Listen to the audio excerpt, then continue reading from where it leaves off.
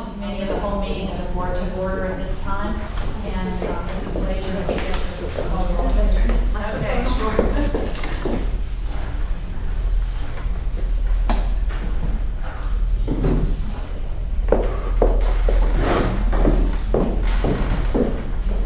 All right, Mrs. Delder. Here. Mr. Hauser. Here. Mrs. Kozar. Here. Dr. Lockwood. Here. Dr. Nava. Here. Mr. Music. Mr. Palmer. Here. Dr. George. Here. Mrs. Haynes. Here. Thank you. We'll go to the solicitor's report from Mr. Nance. No report. Thank you. And committee reports, legislative report, Dr. Law. Yeah, I just have a couple of the bills that got approved. The Senate Bill 606 creates a volunteer grant program for assist school entities in acquiring the automated external defibrillators. Also, Senate Bill 57 allows audio taping on school buses. And the House passed Bill 1141, which allows school boards to reopen their annual budget each year for a 30-day period after the state enacts its state budget. That's all I have. Thank you. Education and planning. The first item is the enrollment report from Dr. Tepper, and if you click on the handout there, it shows you the numbers that we have as of right now for the next of the upcoming school year. How are we sitting there, Dr. Tepper? We continue to monitor these numbers, and we just had a couple of enrollments and withdrawals at both the kindergarten and the 6th and 5th grade levels. My goal is by next month to have everything as close as possible. I just hate to speak out of turn while enrollments are still occurring. Class size is looking like it is. They are. Our bubble areas are where they typically are in the 5th grade. It's across the elementaries. Okay, thank you. Any other questions for Dr. Tepper? Item number 2 is summer school enrichment camps, and we're going to call Mr. Brunka to give us some information on that. We have several camps that are going on at this time and several camps that are about to begin. I'll just tell you about a few of them. Dr. Soltis can tell you about some as well. Currently, we have a Fast Start program going on. The Fast Start program is targeted towards our incoming kindergartners and our first graders. And they would be students who may be struggling with letter recognition, number recognition, number sense, etc.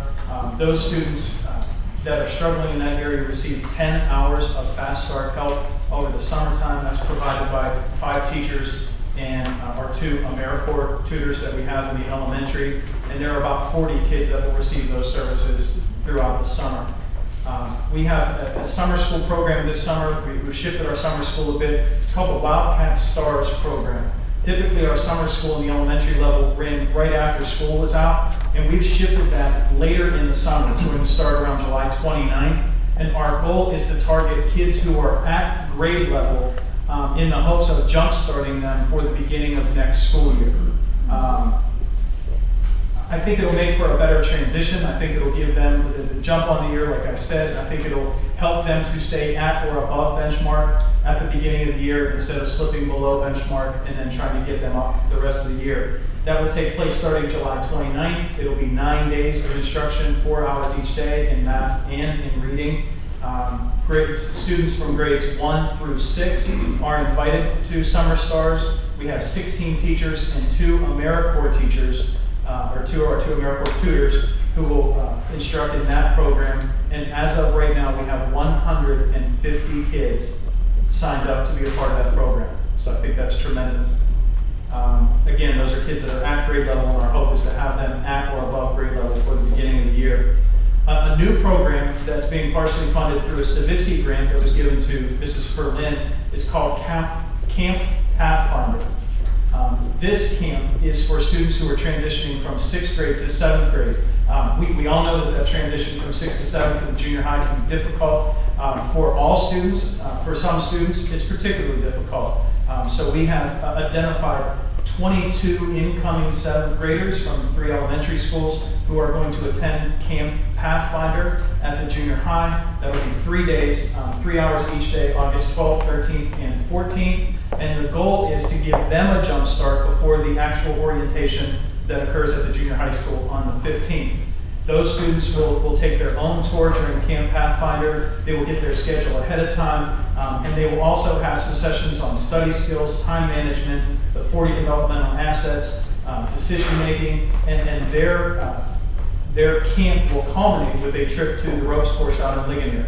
And the hope there is to build some team building. I don't know if anyone's ever attended the ropes course. It's an excellent time, and you certainly do gain some self-confidence by completing that course. So those are some of the programs that we have going on this summer. We also have Mr. Evans, the teacher leader in physical education, is running his PE enrichment camp. Very popular. He runs a camp for K-3 and 4-6 with the help of the other PE teachers in the district, and again, our AmeriCorps tutors who have hours that they have to gain over the summer. So that enrichment camp, I don't think it started yet. I think that's going to start next week, maybe, but kids flock to that camp. We actually have requests from parents whose students have not yet enrolled in the Greater Latrobe School District to attend fitness camp, so it is extremely popular. Dr. Soltis, do you want to talk about the language and read well programs? We have two elementary, what we call Tier 3 reading programs. One is geared for children K-3, and the other is for grades 4 through 6. Language is the older students program, and we're taking a different approach this year.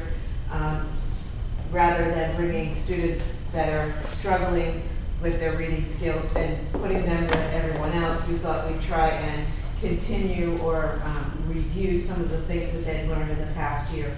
So we're planning 7 1.5-hour sessions. For language, the first session begins July 9th and continues through the 30th. Had invited 10 students. We have 4 students whose parents committed to the 6 of 7 sessions. And I'll have 1 teacher who will be teaching those 4 students. So it'll be very condensed, very direct instruction. The younger students is called Read Well. There are 7 sessions, again, 1.5 hours for the students, 2 hours for the teachers. It will be July 3rd to the 25th. We had invited 17 students, and we have 9 students whose parents committed to 6 of the 7. And 1 teacher and an aide will be working with those 9 students. And we're looking forward to seeing if we can have a greater impact with those students. It's not so much to move them forward, but to keep them where they were when they left at the end of the school year. That's it for me. Questions? Thank you very much for the information. Item number 3, on your agenda for next week will be a resolution to approve an Excel Health Behavioral Health Services Agreement. Dr. Soltis? Yeah, this agreement includes doctors from Excella who consult with our nurses should we have an unusual health concern, which we did last year. Also reviews our access materials so that we can bill access for students who receive school-based mental health or school-based related services like speech, physical therapy, occupational therapy services in the school. We can bill access if the student qualifies. Also, there's some physicals that are involved, so it's an agreement with Excel for that service. Thank you, and again, that will be on your agenda next week for approval. Also on your agenda next week will be to accept a tuition student for the 2013-2014 school year, Heidi Rose Thorne, 11th grade. Do we have an sending to the district? Ligonier. Okay. So that will be an agenda item also. The extended school year to PACE school at $2,100 per student. Again, that is a special education program. Extended school years for students who data shows that over an extended period of time they regress in their skills, and so they're eligible to continue to receive education in the month of July typically, so that when they come back in the fall they haven't lost what they learned when they left. Thank you. That will be an agenda item also.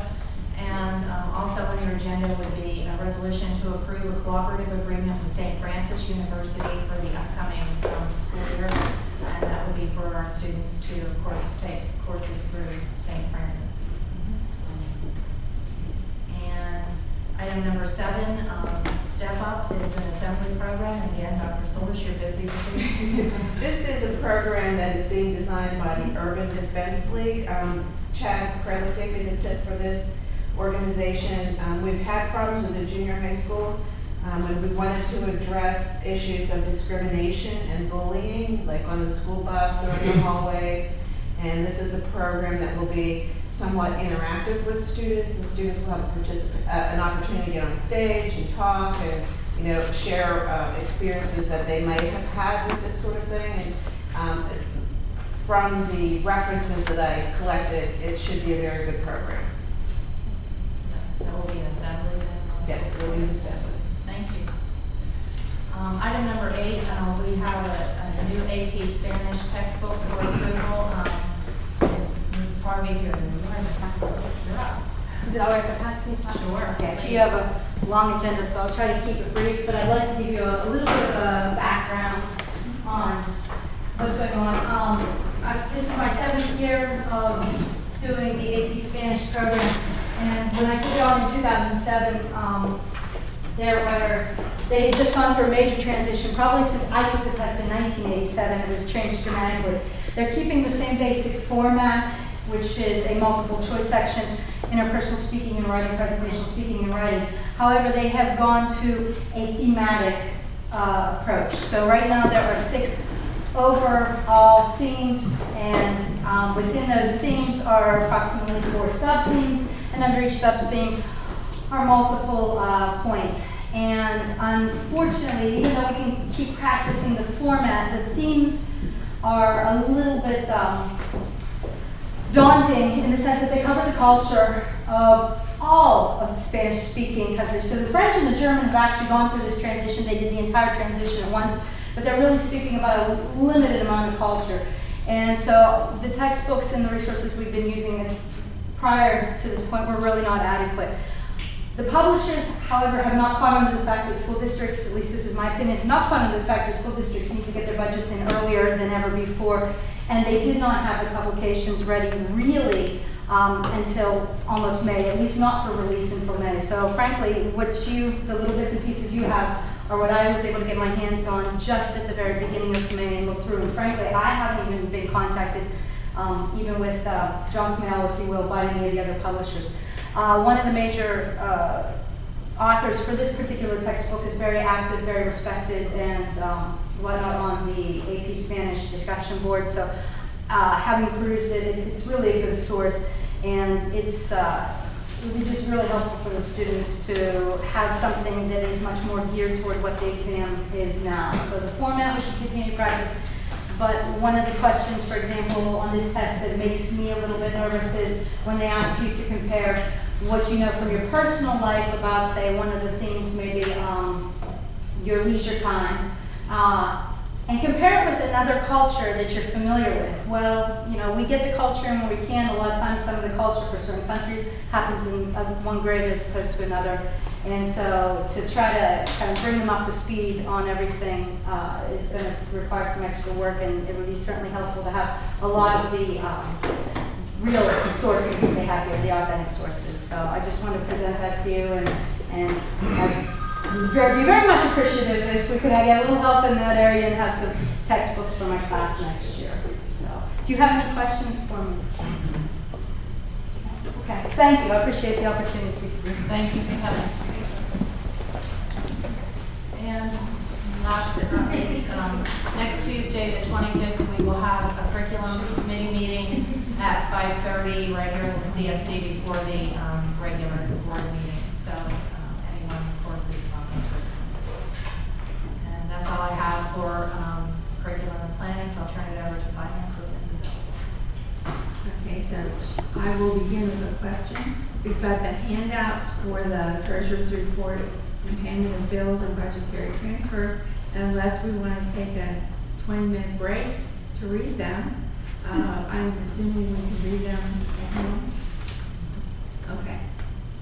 So those will be on the agenda, as will you will get a copy of the Finance Committee meeting minutes. And I'm going to turn the rest of the agenda over to Mr. Watson because it's long and he can run through it.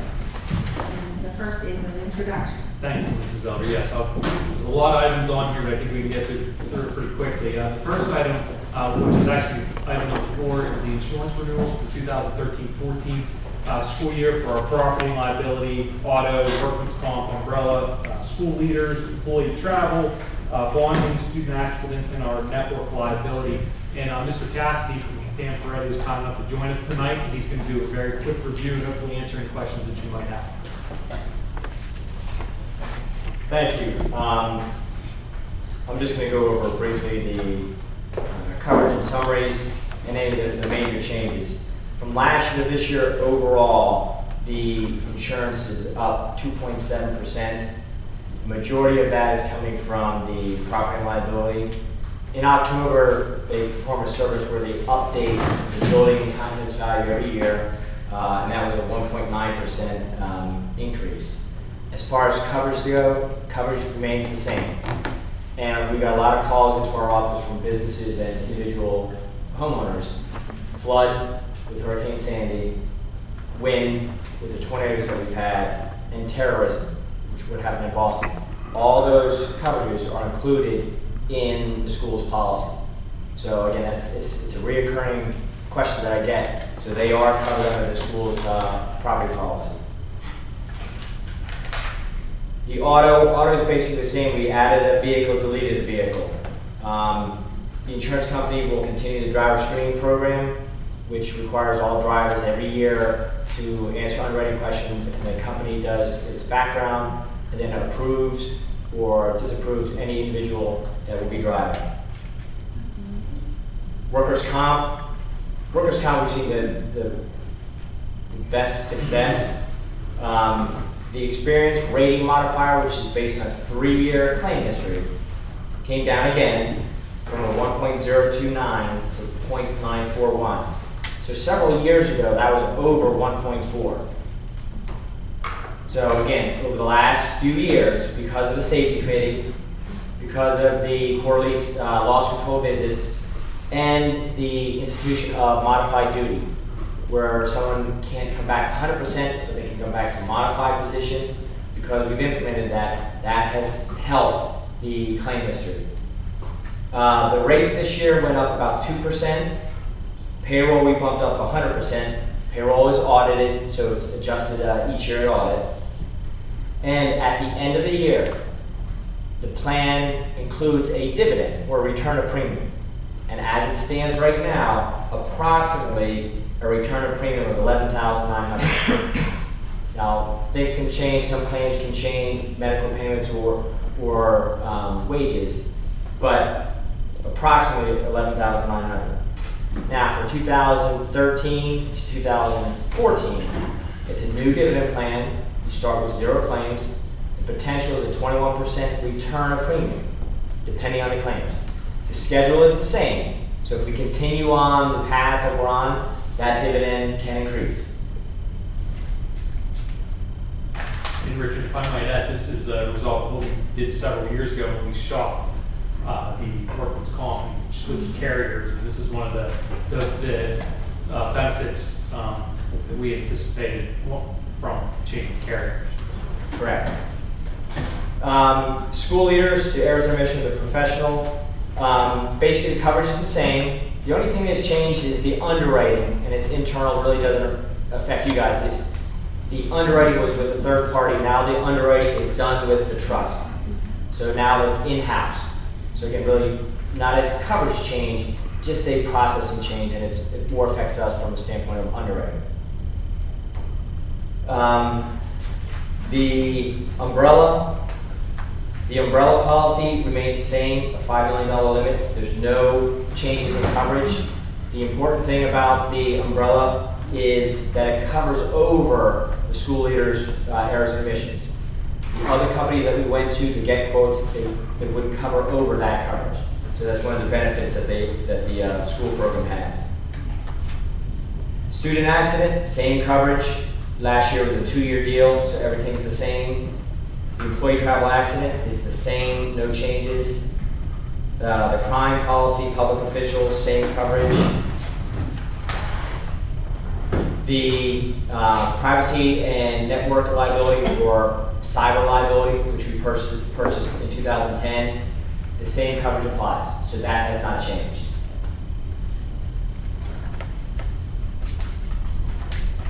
And that's it. I know I went through that briefly. Any questions? And just also included in your pack out there, or packet, excuse me, it's just, and again, I guess it's on your laptop there as a handout. Richard included a report showing who the carriers were that he shopped each of the insurance coverages with. So did go through a competitive process to get these. And some of the companies that we go to, they provided a quote. However, within the details of the quote, certain coverages might be claims made, and one company didn't offer a retroactive date, which means we had to buy a tail coverage, which was $17,000 additional premium. So again, some of the quotes that we get, on the surface, they look good, but then once we get the details, then the additional premium adds up. Any other questions? Okay, thank you. Thank you, Richard.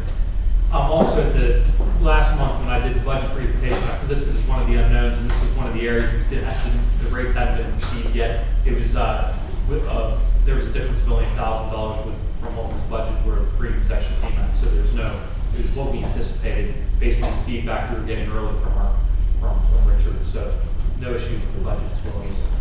Item number 5 in the packet is just several of these are just annual renewals to renew or reauthorizations that we do. The reenactment of the Act 511 taxes, and just to remind you what those are, that's our real estate transfer tax, that's our earned income tax, our per capita tax, as well as the local services tax. Okay, so this is just board authorizing those taxes to be implemented again for next year. Item number 6 is the reenactment of a per capita tax, and again, there are 2 per capita taxes. They call them the head taxes. The one under the 511 is a $5 tax that you pay for anybody over the age of 21.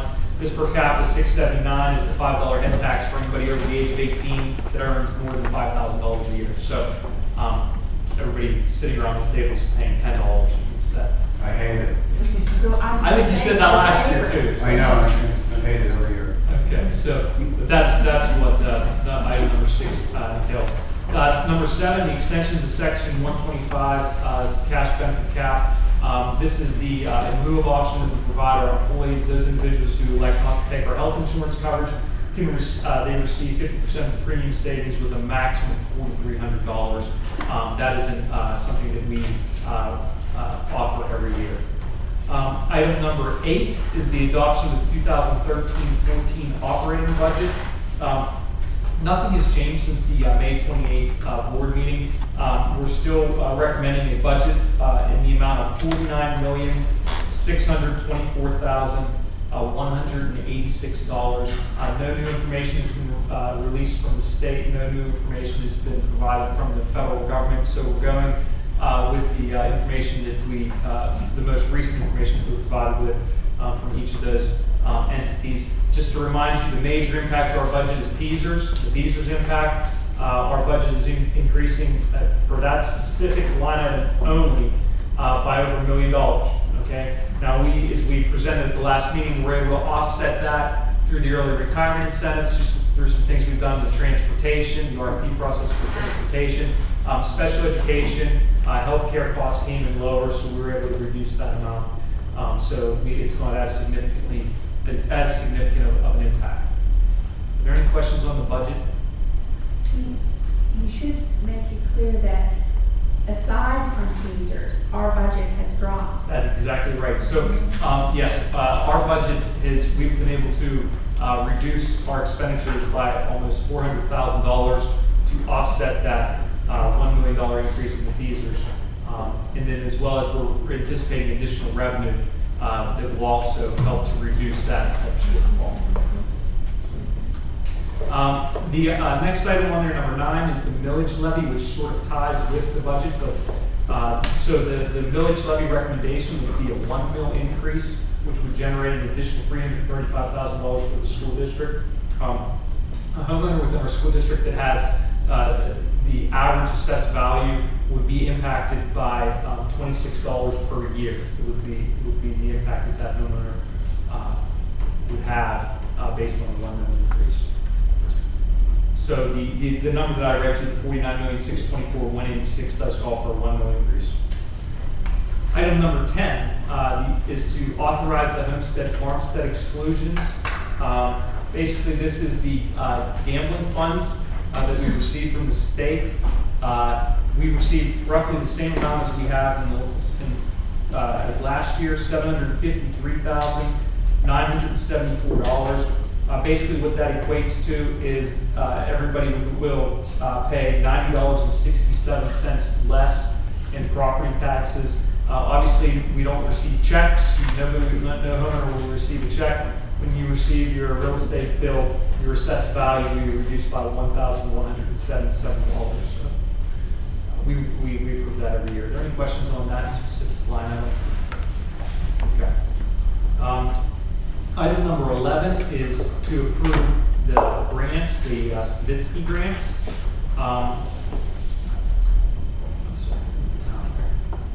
The Stavitsky Fund grants, and those were designated for math manipulatives for LES kindergarten, as well as the fitness across the curriculum and camp pathfinders 7th graders. So that's where those items will be directed.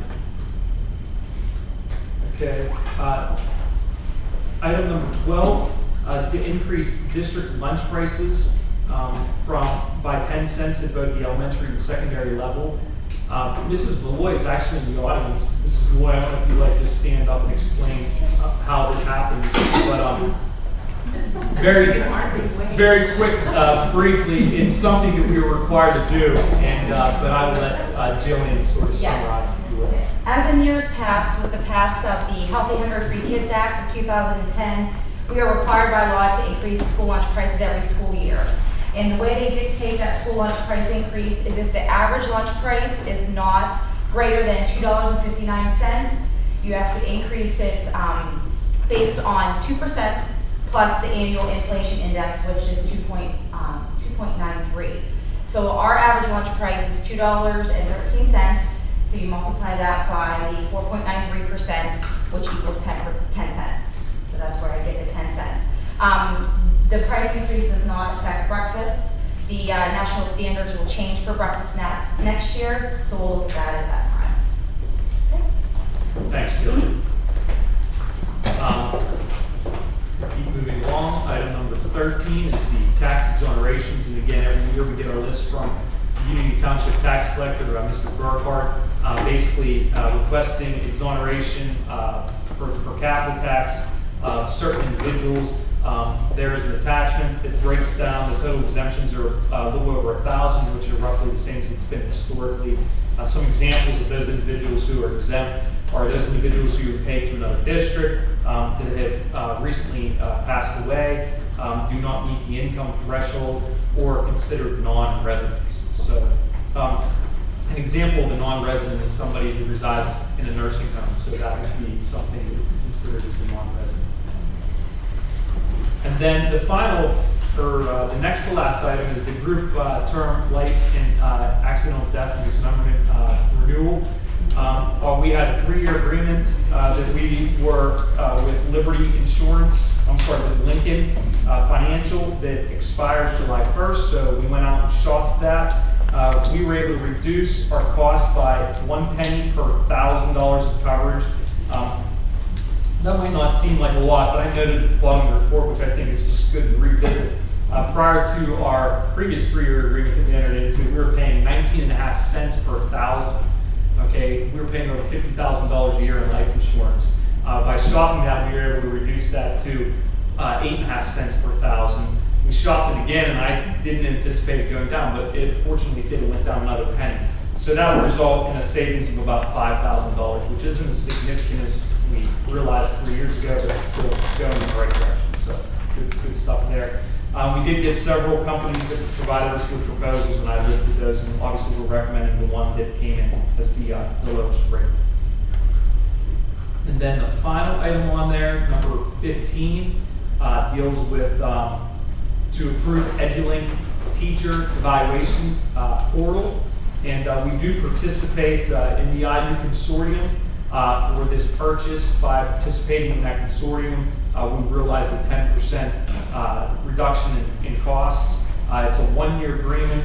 The grand total of that is $4,902. Dr. Tepper, I don't know if there's anything you'd like to highlight about that service. Absolutely. With the new teacher effectiveness evaluation, or new teacher effectiveness evaluation system, it will enable us, through the use of notebooks, to be able to continue to track the data that we have to collect from the pre-conferences to the observations to the post-conferences. It also actually works with the teacher that you're observing to send notices, to send updates, meeting reminders, etc. We looked at various programs. Robin was involved with this. I know even prior to Dr. Corona leaving, as well as the building principals and myself, and we're excited to be able to have this to help us with this new teacher effectiveness program and collect the data how we need it. Thank you. Sure. That concludes the financial report. So, are there any questions? I know that's a lot of information. A lot of those are just, again, every year we go through those.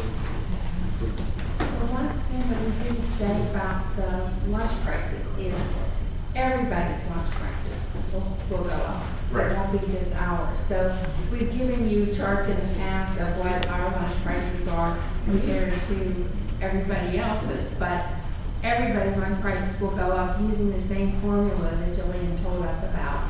So that will happen. And our lunch prices are still competitive compared to surrounding districts, and they will remain that way based on that formula.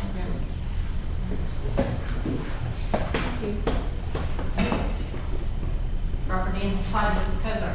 Yes, we're going to start with item number 1, which is a project update on Anchor Carter. And if you click on the handout, you get this really pretty.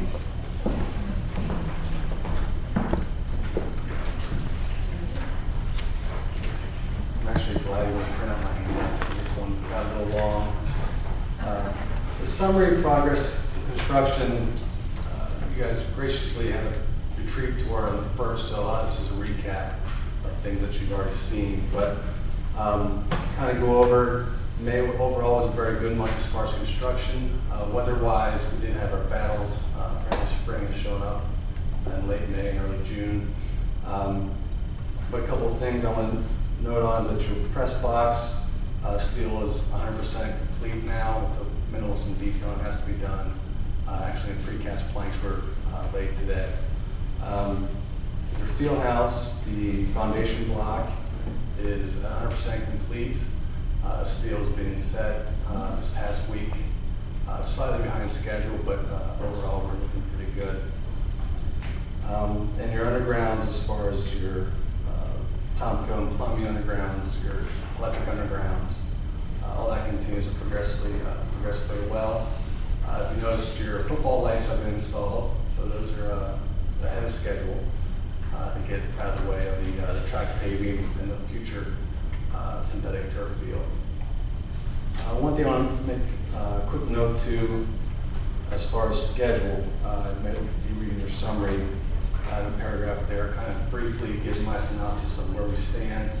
Overall, the project's ahead of schedule, but the phase 1, which is your synthetic turf, is at the mercy of weather.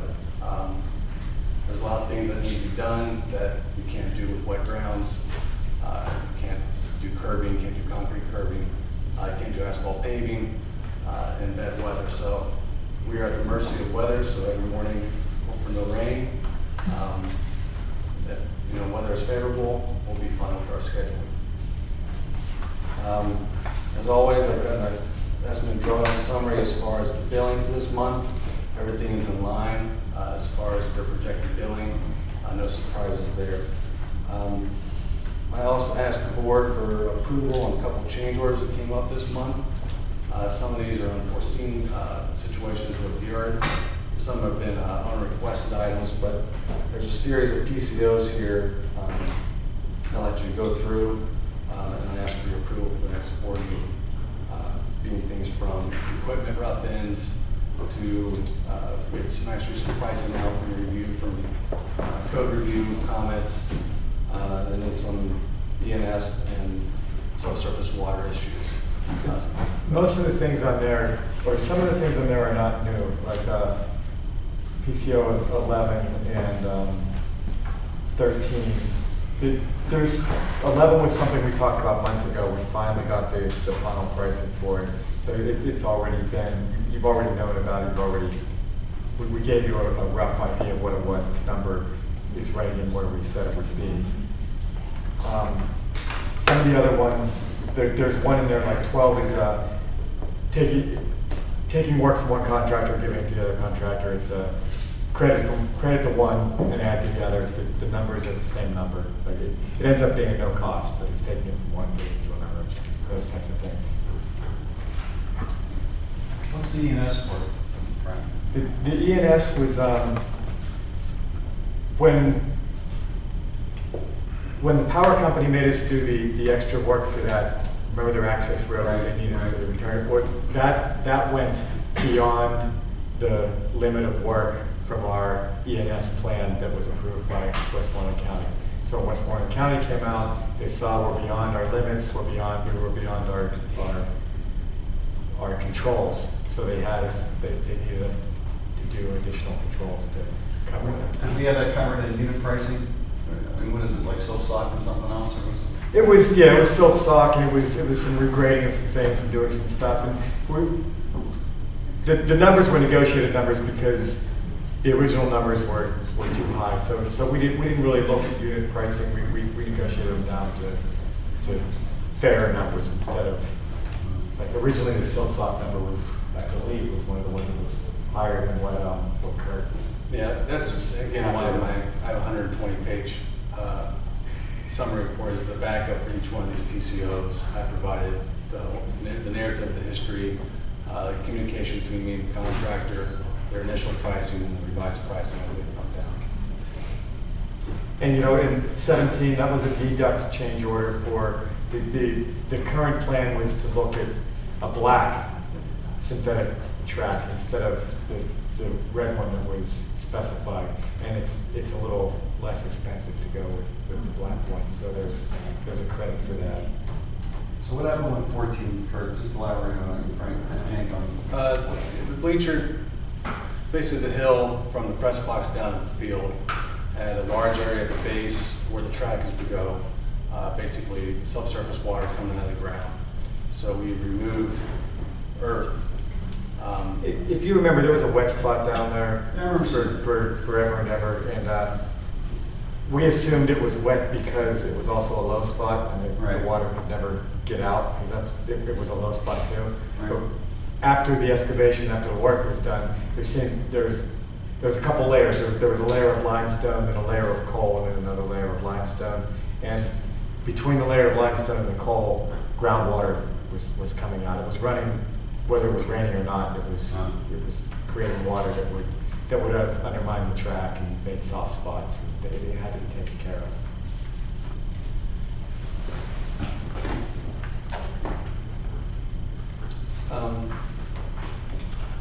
Again, the drawdown summary is in the back of the packet. Other than that, that's all I have as far as again, we got to see the majority of the work being done on the first. Things are progressing very rapidly.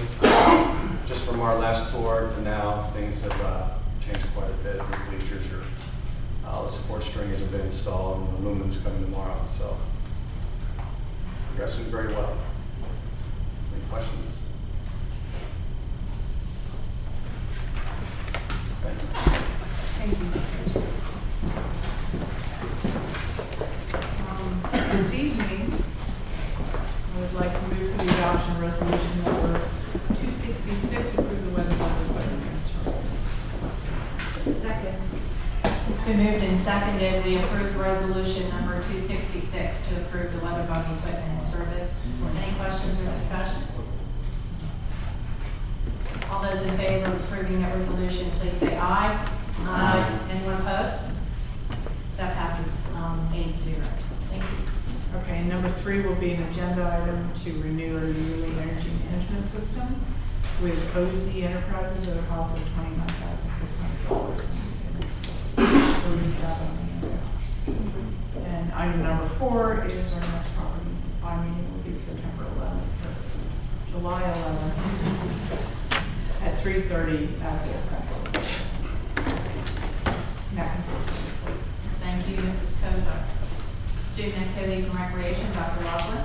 There will be an agenda item on approving sportsmen with physical examinations and approving dental examiners, and just as noted, Frank Novak, who has done the dental exams for a long time, has chosen not to participate this year. Also, I'd like to add that Steeler Night is August 2nd. There will be fireworks in the Satellite Fan. Gates open at 5 o'clock, and tickets are on sale July 1st. Thank you, Dr. Laughlin. Community Relations, Dr. Zorch.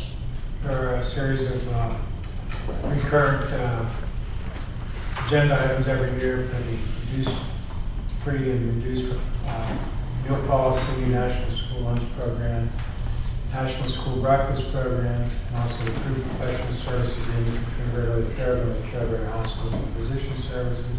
And there's a handout for the Latrobe Community Parks and Recreation Commission minutes in your notebook. That's it. Thank you, Dr. Zorch. The intermediate unit liaison, there will be an agenda item to accept a WIU Foundation's impact grant of $500 for technology with life skills students. And the handout in your notebook is the WIU meeting summary, last meeting. And that's all I have. The EWCTC Joint Operating Committee with Mr. Rosa. Yeah, the summary of the JOC's actions from last month are in the handout.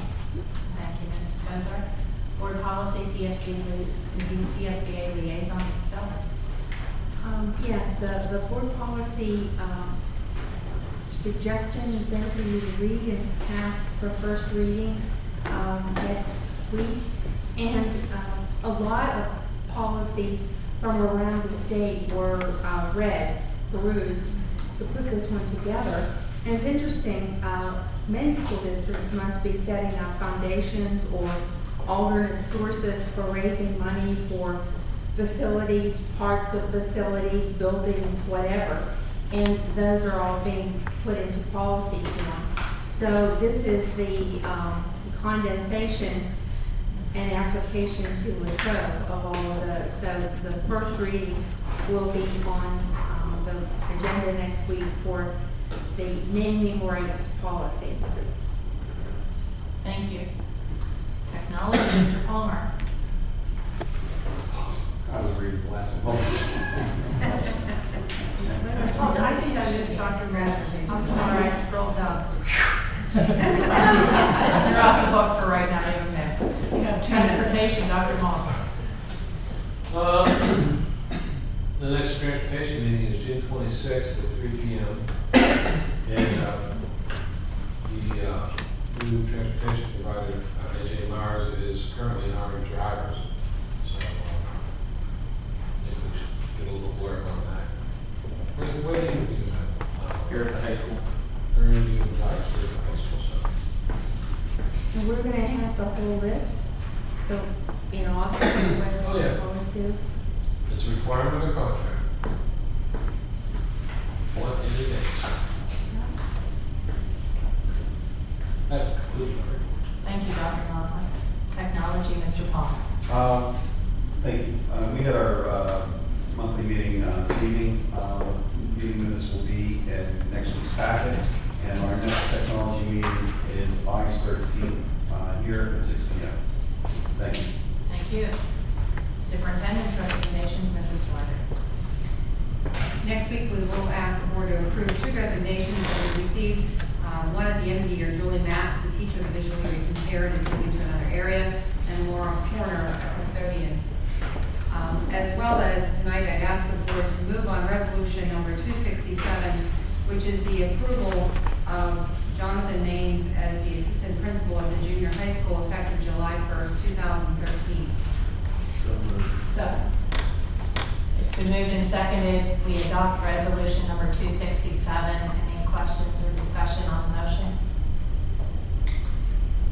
And we need a roll call vote. Yes. Mrs. Elder? I guess 1 minute, please. I forgot, since we didn't allow for hearing of visitors at the beginning of the meeting, and we are voting on this resolution, if anyone from the audience would wish to comment, please come to the podium and state your name. Seeing none, would you please do a roll call vote, Mrs. Lee? Yes. Mrs. Elder? Yes. Mr. Hauser? Yes. Mrs. Kozar? Yes. Dr. Laughlin? Yes. Dr. Malta? Yes. Mr. Palmer? Yes. Dr. Zorich? Yes. Mrs. Mays? I abstain. That passes 7-0. Thank you. I'd like to take this opportunity to congratulate John. Thank you. Welcome to the administrative staff. You're not moving far from the high school to the junior high school, but we welcome you to the administrative staff. Thank you, I appreciate it. Congratulations. Thank you. You're welcome. And also next week, I'd ask the board to approve, we're in the process of interviewing, we will have names, and I'll try to get those to you on Friday. Environmental science, which is a replacement for Carol Wright, the Spanish position, which is a replacement for Carol Ryder, and school nurses, which we had 2 school nurses retire. Also, we will ask the board to approve John Tuslovich as the junior high school boys soccer coach. We will have a list of the teacher leader positions for you to approve next week, as well as the hourly rates for the classified personnel that are listed on the agenda, as well as granting tenure to 3 members of the teaching staff. And also ask the board to approve the annual motion of permission to realign staff by the superintendent.